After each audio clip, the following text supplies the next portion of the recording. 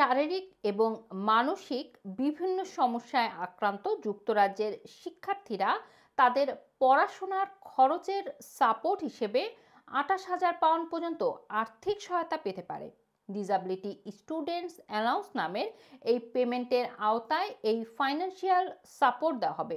এই disability students allowance হলো এমন একটি পেমেন্ট যা নির্দিষ্ট স্বাস্থ্যগত সমস্যা এবং ডিসেবল শিক্ষার্থীদের পড়াশোনার খরচ মেটাতে সাহায্য করে।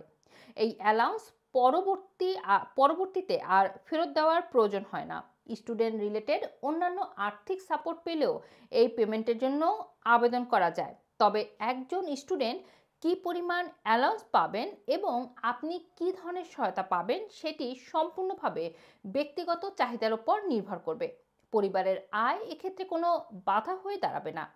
এই ডিসাবিলিটি স্টুডেন্টস অ্যালাউন্সের জন্য যেসব যোগ্যতা লাগবে তার মধ্যে রয়েছে শারীরিক অক্ষমতা, যেমন স্কাচ, হুইলচেয়ার বা বিশেষ কিবোর্ড ব্যবহার করা, উদ্বেগ এবং বিষণ্ণতা, ক্যান্সার, দীর্ঘস্থায়ী হৃদরোগ বা এইচআইভি, শিখতে অসুবিধা যেমন ডিসলেক্সিয়া বা এডিএইচডি, স্নায়ুবিক ডিসাবিলিটি, দৃষ্টি প্রতিবন্ধী হওয়া, বধির বা শ্রবণ প্রতিবন্ধী হওয়া।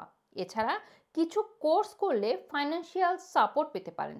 এর মধ্যে রয়েছে higher national certificate, foundation degree, post graduate certificate education, higher technical qualification, higher national diploma, certificate of higher education, diploma of higher education, post